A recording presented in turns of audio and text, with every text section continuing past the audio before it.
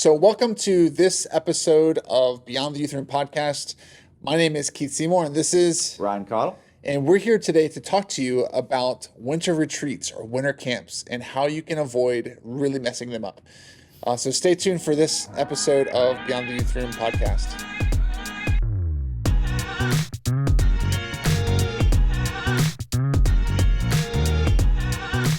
Now, today's episode is sponsored by Edge Clubs, and we have a free training manual for you to download. In this manual, it'll show you a strategy on how to launch a campus ministry at public schools near you, and we've used this strategy to really launch our students into a missional approach to living out their public school lives there, and you can download that at edgeclub.org, and we'd love for you to check it out. Now, today's episode is really crucial because this time of year, you're preparing for a winter retreat or winter camp. Both of our churches that we help lead the youth ministries are, we have a standing history of doing winter camps or winter retreats, and we've learned a lot. In fact, I think I counted them up with our church alone. I think I've been on over 50, I think it's up to like past 60 now, different camps and retreats that we've been on in my tenure there. So we've learned a lot of what not to do over those years. We've learned from trial and error, and we want to share those best practices with others that would hopefully help you guys to avoid some of the same mistakes. One of the ones that sticks out to me, we've had lots of issues with transportation over the years, but one specific time, so we're a multi-site church, so we had buses leaving from all different locations. And Prince William, where I've been the youth pastor there for a long time, we had a kind of a long-standing like tradition that we were the first ones to arrive to camp. Like we would always like somehow beat everybody else because we would like have our stuff together, just get on the bus, like everybody would be there. We'd go. And so this bus company, they picked up our students from this one bus, and I'm driving, and I'm like, okay, now this particular camp, it has a confusing entrance. You have to go in a certain way. So if you type in the GPS, it doesn't always work. And the bus driver was like, oh no, we got this. I got my GPS. I'm like, listen, like the GPS isn't always correct because it'll take you to this like back way or whatever, and sometimes it's not the right way to get. And he's like, no, I got this. So anyway, so we go down the road, and as we're getting there, and we've been to this camp several times. So it was actually Rockbridge Camp, is a Young Life camp that we booked for our church to use it for winter. And so we had gotten to this middle of nowhere town, Goshen, Virginia, and we are literally about to pull up I'm starting to recognize some things. We're like, okay, I think we're getting close. We're going through the town of Goshen.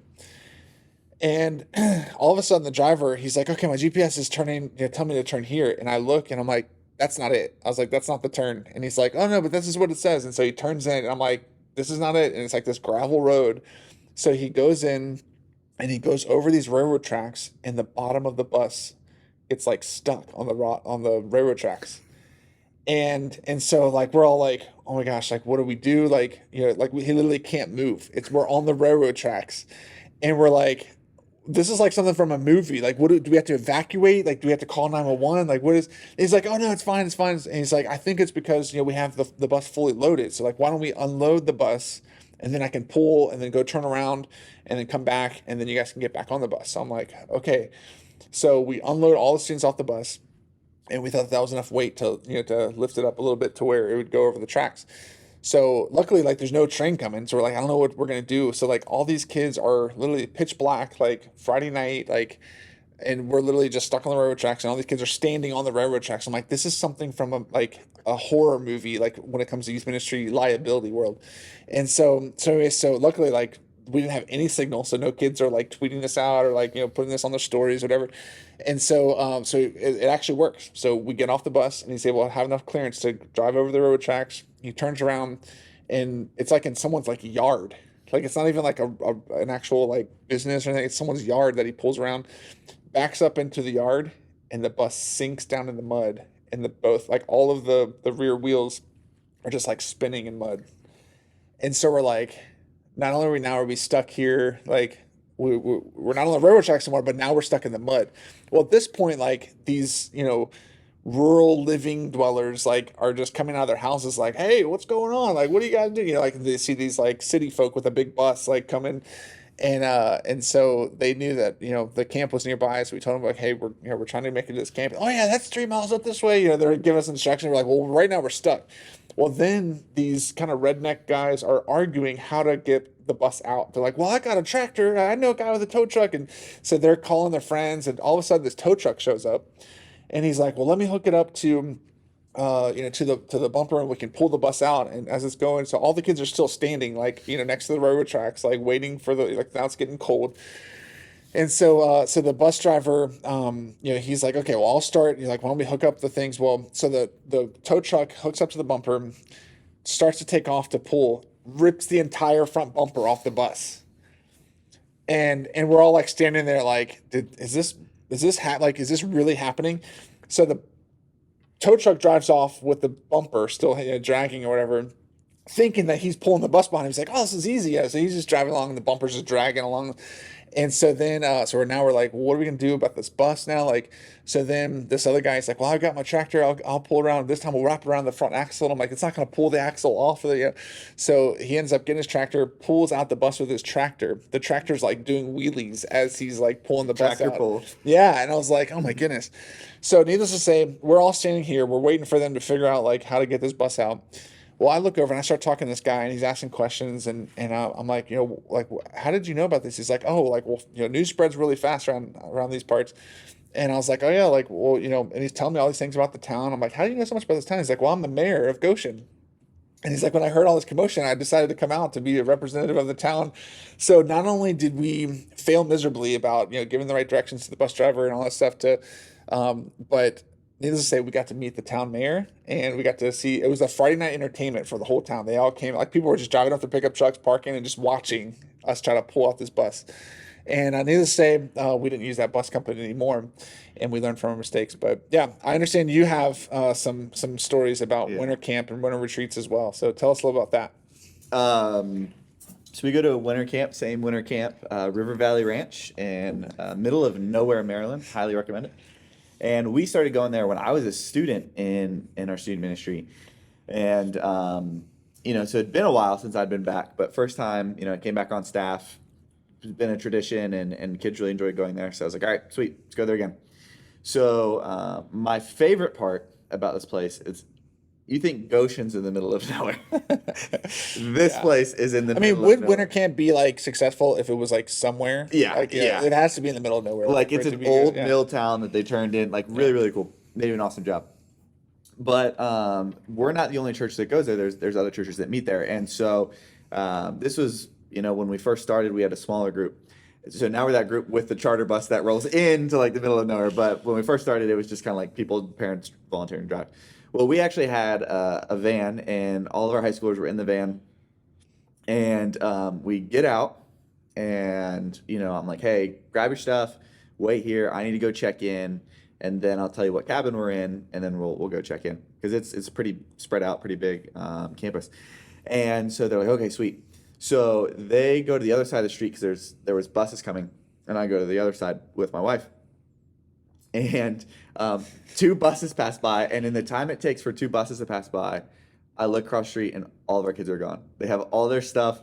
They're with one of our leaders, just gone. And I'm like, what do I do now? Like I haven't. So you arrived at camp and immediately lose your kids. Lost all of them. Yeah, that's great. And I was joking later when the leader was like, yeah, the fact that I was with them probably made you feel worse, not better. And I was like, maybe a little bit, but he's one of my really good friends. And so I literally go in to like check in. And obviously, I don't say anything about the fact that I don't know where my students are. And so they give us like our cabin assignment. So I was like, okay. And my wife Kathleen is like, where did they go? Like, what are they doing?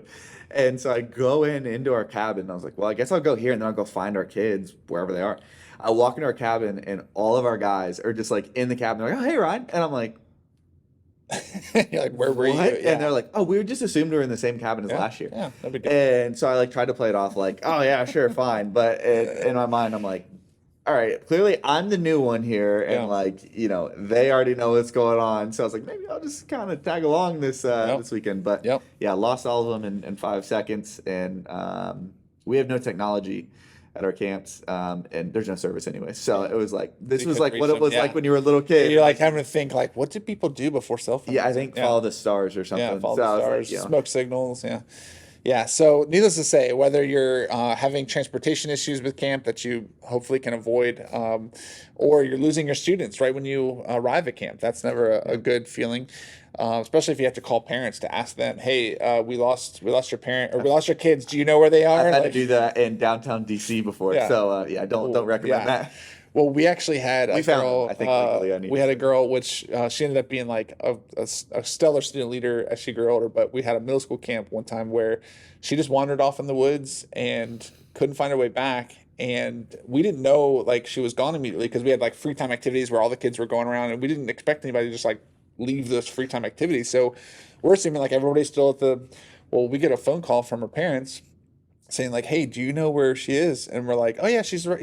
I just saw her like a little bit ago." And she's like, "No, she's with some farmer, like at a nearby like farm." And we're like, "What? Like, what are you talking about?" She had wandered through the woods and like onto this farm, and then a farmer was like out in the field and was like, "Hey, can I help you?" And she's like, "Yeah, I think I need to call my parents." The only phone number she had then was her parents' number, so she called back home, and then they called us, and yeah, it was but it ended up being a great situation. But we learned a lot from knowing, Yeah, where that's only happened once to my knowledge, where those students that you know wandered of. out. Yeah, and so, anyways, regardless of all that, we definitely have stories of things that we've done wrong or that we can do better. And so some of the things that we want to like squeeze every ounce of effort that we put into camp. We want to make sure that like we're seeing the results. Like we want to see like the Lord working. We want to provide an atmosphere where students are learning about the Lord and growing in a safe environment. Like they're not getting lost. They're not getting stuck on a bus somewhere. And so with that, there's some best practices that we've kind of put together and that I've learned over the years. And number one, how to get the most out of a retreat or a winter camp is to really view this time as a time of harvest and not just sowing. So we think of camps as like, okay, we'll send them to camp, and that's when they'll really learn about the Lord. And if we're doing youth ministry right, I believe that we have a season of sowing where we're planting seeds. We're day in and day out, sorry, week in and week out at our youth ministries, like we're investing in them spiritually. And then we see camps as a way for have those pointed conversations, like to have like a real focus, like attention on the distractions of the world have kind of been peeled away. They're not on their phones as much, or not at all. In your case, we take the technology away as well, so they're really focused. And then we're pumping them full of sermons and awesome fellowship with other Christians. And so we want to see this as a time of harvest and not just sowing. And so with that, we ask hard questions during camp. We present the gospel. We give invitations. We challenge students in ways that we don't always get to or have the opportunity to throughout the school year. And so that's what I tell my leaders as we're going. My adult leaders that have been serving with them. Sometimes like during their small group time, which they have small group time with them like every week, at home. But when they're at camp, they're like, "Hey, I remember like 6 months ago you mentioned this. Like that really made a difference." And they're like, "What? You were listening? Like, what do you mean?" Like, so and oftentimes like it's harvest time for the leaders that have been investing in these students for so long. Number two is this is something that we can do as youth leaders to prepare our adult leaders is to tee them up to have one-on-one spiritual conversations with every student. And so we call them we call them spirituals. So you go to the doctor to get a physical, you go to church camp to get a spiritual. And so you want to have that time one-on-one with every student, and that can look different based on the context. Sometimes it's just like, "Hey, we're going to go to this activity as a group. Why don't you guys go ahead and I'll walk behind with so we can do the spiritual." Or sometimes it's like a sit down on a picnic table and like ask them some hard questions. We have a list of questions that they go through or some conversation starters. And that really reveals where the student is with the Lord. And we just want to make sure that every leader knows where all the students are when it comes to the Lord. And we've talked about this before, about the 4 chair models, about chair 1 being a non-believer, chair 2 being a believer, chair 3 being a worker, and chair 4 being a disciple maker. The leader should, after a conversation with them, in a perfect scenario, like they would know where they stand in that range, and get to have some pointed conversations with them. The third thing is to bridge the new spiritual awareness. So oftentimes we see like the camp high happening. We want to make sure that we're bridging that back to habits and things that connect us to programs with our youth ministries back home as well. So it's not just like a one and done, like drop the evangelism, camp high bomb, whatever, and then just leave. Like we want to make sure that they're literally coming back and continuing that excitement for the Lord. And some of that's just identifying, okay, what about the camp setting makes it this camp high? Well, you don't have the influence of the world as much. Like you're away from your friends, TV, like social media. You're being pumped with the Word of God. Like you're literally like doing sermon. You're sitting in sermons, worshiping God. You're around other Christians, like fellowship. And so when we look at the book of Acts, like this is the normal Christian life, right? So demonstrate that to the students so that they can see, hey, the reason why you have such an excitement for the Lord here is because these are the things that normal Christians do. Like when we go back home and we don't do those things, there should be a visible connection there of like, okay, we're not experiencing the same excitement, so therefore we need to put those habits in place. So try to bridge that gap. And we do that through lots of ways. So like we have them commit to something while they're there. So we've made and printed like 21-day devotionals or 30-day devotionals, and we say, hey, who can commit to doing this as you return home? So they're spending time with the Lord like each day and getting into that habit that they built at camp.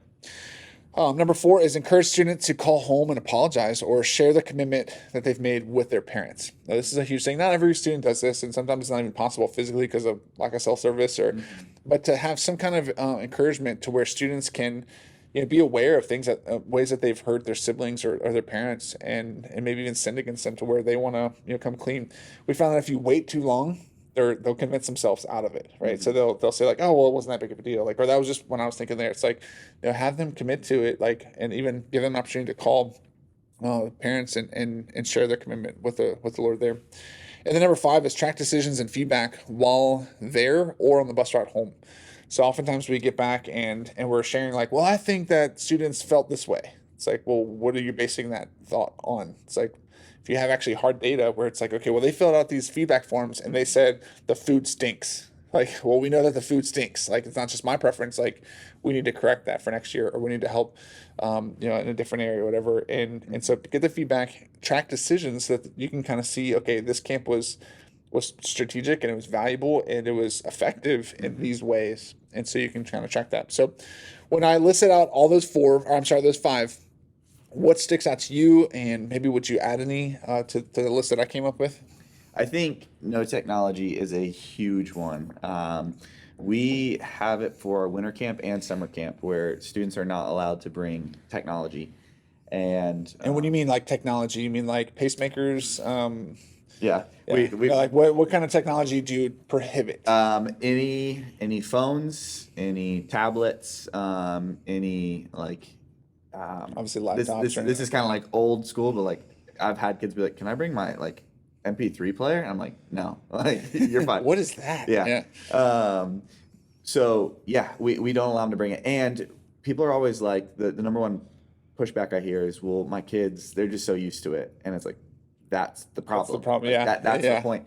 And every year, I can honestly say every time, there's always a kid who's like not super happy that they can't bring their phone or stuff.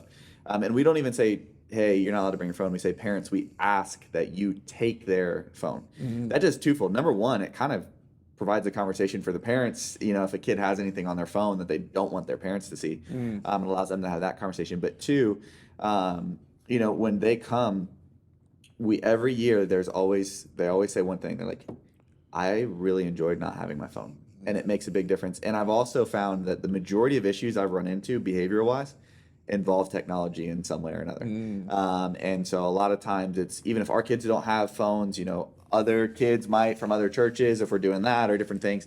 And oftentimes if there wasn't technology, like a lot of the problems would be gone. And we make it clear parents can call us and we'll get them in contact with the student. And actually a follow-up on what you said about the 101s, it really kind of takes the pressure off of small groups, I found. I think a lot of times we go away, and a lot of camps, a lot of retreat centers, they're not really designed for small group breakout sessions. Hopefully they are, but a lot of times you're in your cabin, you're in your bunk, you might be in the dining hall while, they're making lunch. And so it can be pretty tough. And so a lot of times we're like wanting kids to really open up. And I found the one-on-ones really take the pressure off that, because you're able to have that conversation with a student and they're able to be honest with you. And then it kind of builds into the small group where they're kind of like, hey, I know I said this to you, but then they have the confidence to share that with their friends or those around them.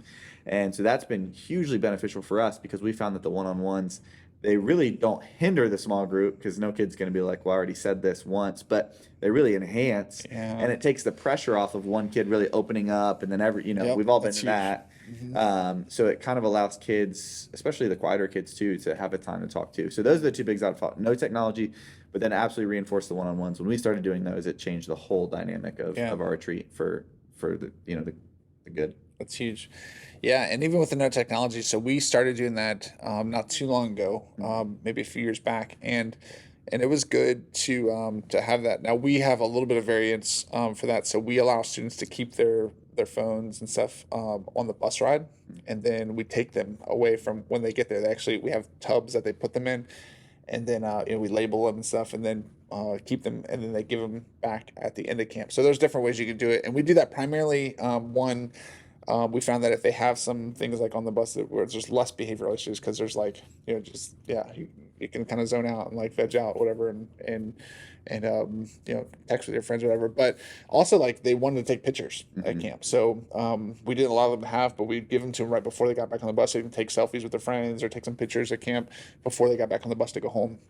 So I mean, there's huge, but yeah, that was a big game changer when we started taking away during camp. Like that was a huge thing for us.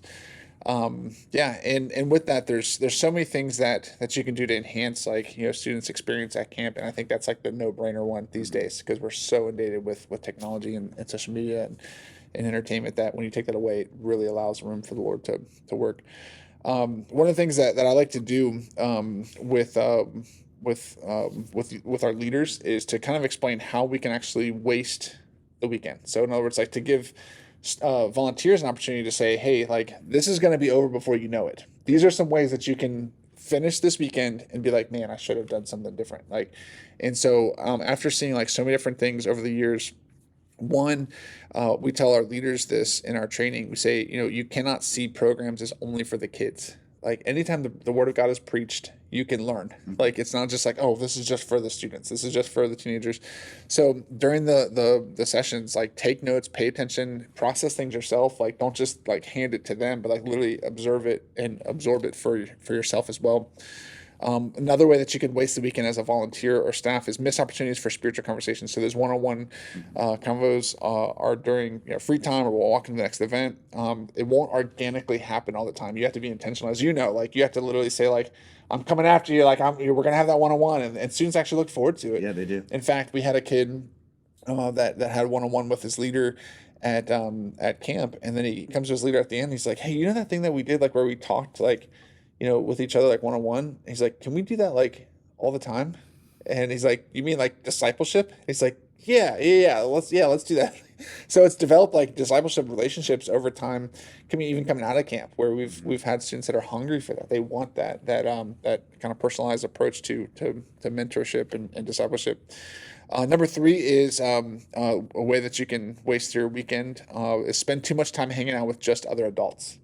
So I don't know about you guys, but we have, we usually set up like a volunteer room where they can come and like get refreshments. Like we have parents and stuff that donate food and like coffee and stuff, so that they can just come there. And if they need a break, like it's kind of quiet, whatever, like they can just kind of chill out. But what we noticed is that a lot of the adults were just hanging out there for a long time. It's like, where are your kids? Like, oh, they're in free time. It's like, no, like go with them. Like use this as just kind of like a pit stop. But we naturally gravitate towards other people that are like us, and so as adults, like we need to be more intentional about really trying to spend more time with the kids so that those organic conversations can happen. Number four, we always tell our leaders this: complain about how we can do things better after camp. So we want to make sure that like in the moments, like we've already planned this out. Like there's some changes that we can make right away, but most of the stuff like we've already planned out. Like the schedule can't change in the middle of camp. Like the way that we do this, it's like, well, our kids need more time to sleep. It's like, well, we can't change the whole camp schedule right now. Like we need to, like we can collect that feedback though to improve it better. So collect feedback from your adult volunteers as they're observing things. But I think in our area specifically, we have a lot of type A personalities. We have high achieving individuals that lead our ministry. Like our parents are FBI agents and Secret Service, and so they're very high capacity people, and so they have a lot of feedback on how to improve things and how to run things. And so we've always told our adult leaders, it's like, we welcome your feedback, but just please wait until the end of camp unless it's something like really pressing or dangerous or something that we need to address. And then number five is talk too much or reteach everything during group time.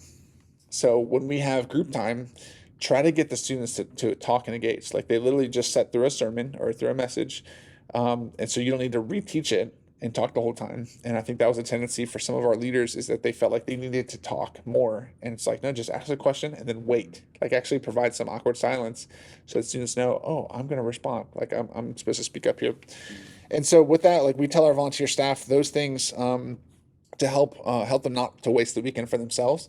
But then over the years, we've also seen how parents can actually discourage the work of the Lord when the kids return home from camp. And so this might be valuable too to kind of share that ways that parents can discourage their students is that they dismiss the new excitement as just a camp high.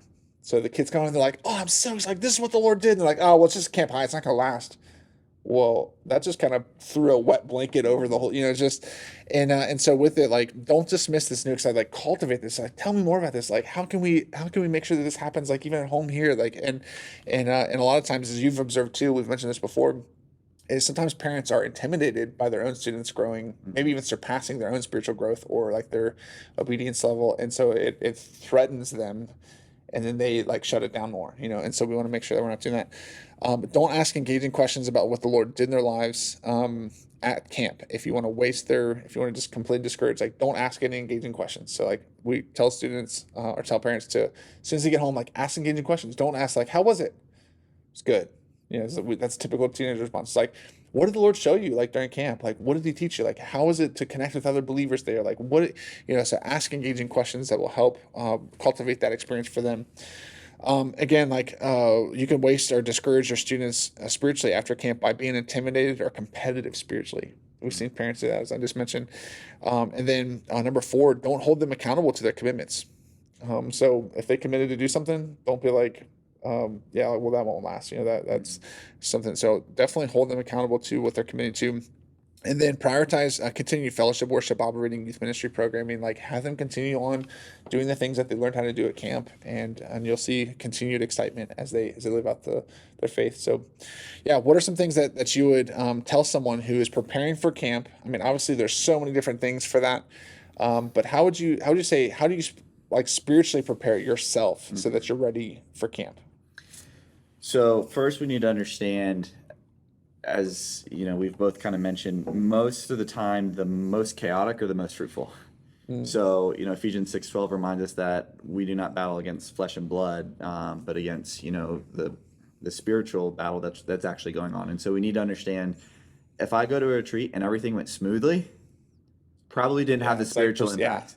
Not to say that there still wasn't stuff, and we always want it to go well, and we pray for logistics and all that, but understanding that, hey, when things go south, like, I actually sometimes get excited, which sounds a little bit, not like if anything actually bad happens, but like if there's inconveniences, I'm like, okay, this is good. Like, because this means that there's probably going to be, we're trying to be, the devil's trying to distract us. Let's focus back in on what's actually happening. So I think number 1, preparing for a spiritual battle. If we're going to get intensive in God's word and we're going to remove distractions, well, the devil's not going to like that. So we need to prepare for spiritual battle as a group. We also need to prepare for a spiritual battle individually. So a lot of times for us, it's rush to get things done, and then we go to camp, and sometimes we're exhausted before we even get there. And so I always try and make it a thing. The day of, when we leave for camp, I've got everything done. So the day of, I can just kind of take my time. Of course, there's always like a parent phone call or something like that, but I can kind of clear my schedule, so I can kind of, hey, when we get on that bus, I'm not drained already. Like, I'm stepping on the bus, able to set the tone for kind of the weekend. And then as a group as a whole, I think setting clear expectations. It's easy to get kids to go to camp by saying, there's going to be zip lining and paintball and, bubble ball and horseback riding. Kids get excited about that, but kids will also get excited if you say, hey, there's going to be a lot of fun things. Yes, enjoy it. But here's the reason we're going away. And that's to give you an opportunity to hear from God and to ask any question that's on your mind, or share with us anything that's going on in your life. And I think when you set that, it helps when kids start to stray from that. We can kind of pull them back and say, hey, remember we talked about this, rather than trying in the moment to sit down and explain, hey, this is why we need to change some things. So I think setting that clear expectations for everybody, it helps, hey, this is going to be a fun time. This is going to be a weekend that you're going to remember for the rest of your life, but don't forget why we're here in the first place. And when you kind of keep that the main thing, then it kind of, when parents are like, hey, well, my kid didn't love this, be like, well, we're sorry to hear that, but here's why we did that, and everything ties back to it. So I think understanding there's a spiritual battle and setting clear expectations for everybody involved of the whole purpose of it. Yeah. Well, I know, like, it's often easy to not really have a quiet time yourself, like while you're at camp or like leading up to, because you're so busy, like, And I would just, heavily discourage that. Like, really want to make sure that you're having time alone with the Lord. Not like, I mean, you might not have like this, amazing like 3 hour prayer time before, it's like, because you're probably getting less sleep. 3 hours is about how much sleep you're getting. Yeah, exactly. And so, but to really have, to avoid that, what they call the starving baker syndrome, where you're feeding everybody else, but you're not actually eating yourself. And then you just collapse. And then also, like, what I found is sometimes the camp experience, like after a camp, is usually like when temptation hits, like afterwards. So like, you're exhausted, you're coming home, like, make sure that you're putting boundaries in place, like, so that you're not like just completely checking out of your faith. Like, personally, like when you get home, like that's where I feel like most attacked is like right after the Lord did something amazing. And then it's like, okay, now it's like the same thing with Elijah, right? Where he saw the Lord literally just consume something with fire. And then he's like running from someone else the next scene. And you're like, and what a pouty crybaby. Like, and so with that, like, we can have these momentous mountaintop experiences, but then the valleys like might follow right after that. So to be prepared for that. So with that, like, we definitely want to help you guys to do well at winter camps, winter retreats, and so with that, like, this is why we put together this episode here specifically, because we know that it can come and go, and then you look back and you're like, man, that was fast, like it happened so quickly, and we want to help you guys to really squeeze every ounce of what the Lord could potentially do through these camps as we prepare. And so if you've gotten any value from this episode, we'd love for you to leave a comment or provide feedback to us. If you feel like this content is valuable to someone else that please share it with them. We're trying to grow and to help as many people as possible with this stuff. It's all completely free to you, so please like and share, so that helps out see it as well. And thank you guys so much, and we'll see you in the next episode.